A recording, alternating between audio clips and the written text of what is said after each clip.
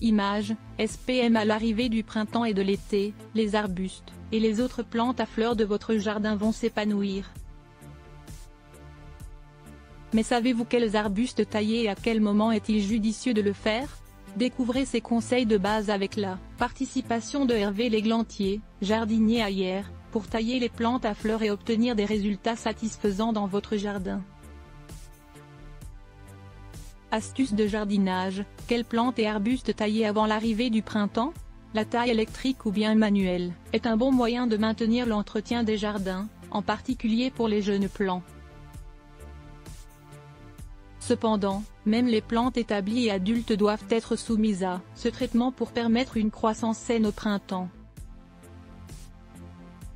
Les experts en jardinage recommandent de démarrer la taille des 3 plantes que nous allons découvrir plus bas dans l'article, en particulier à la fin de février. C'est à ce moment que les plantes sont ensommeillées, on ralentit leur croissance en raison des températures froides. De plus, les insectes sont généralement moins actifs, ce qui réduit les risques d'infestation. En effectuant les coupures pendant la taille en février, les plantes ne seront pas exposées à des infections. Enfin, ces 3 plantes deviendront plus belles, luxuriantes et pleines de fleurs colorées lorsqu'elles seront taillées à cette période.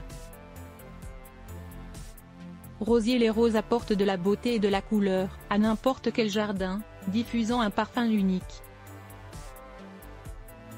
Le mois de février est le moment idéal pour tailler les rosiers à grandes fleurs et les rosiers floribunda. Cela permettra à leurs fleurs de s'épanouir pleinement au printemps et d'éliminer complètement les tiges plus faibles. Clématite. Lorsqu'il s'agit d'une plante vivace grimpante comme ici, la taille est légère et il est bon d'être prudent et de faire un nettoyage complet durant le mois de février. La clématite est une plante particulièrement belle, qui donne des fleurs aux couleurs intenses. Peu de gens le savent, mais ces espèces sont divisées en différents groupes, celles qui ont une floraison précoce, celles qui donnent une floraison de mi-saison, celles qui ont une floraison tardive. Pour les 2 premières, il vaut mieux attendre le printemps, tandis que la 3e nécessite une taille dès février. Buddléa. Le buddléa, source, SPM. Le mois de février est, sans aucun doute, le meilleur moment pour passer à la taille du buddléa.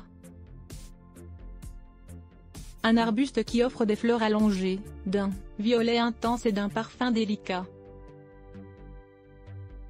La taille est utilisée pour stimuler la croissance de nouvelles pousses, en prenant soin de ne couper que ce qui est nécessaire.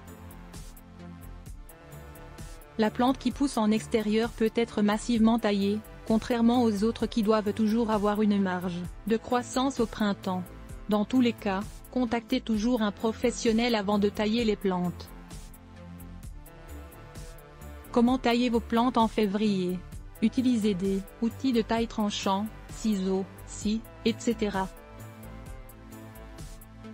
La zone sélectionnée doit être légèrement inclinée vers la partie opposée du bourgeon pour éviter que l'eau de pluie ne soit retenue ou dirigée vers le bourgeon et ne l'endommage. Évitez les tailles sévères. Apprendre comment et quand tailler les plantes de notre jardin prend du temps car cela dépend du type de plante et d'arbres que nous aurons plantés, arbustes d'ornement, arbres fruitiers, plantes horticoles, aromatiques, etc. Chaque plante a ses exigences bien spécifiques. Quand est-il recommandé de tailler les arbustes et les plantes? Tailler une plante, source, SPM. Une taille effectuée au bon moment améliore considérablement l'apparence du jardin et donne aux plantes une apparence plus saine. Les plantes récompensent votre travail par de nouvelles fleurs après une taille bien effectuée.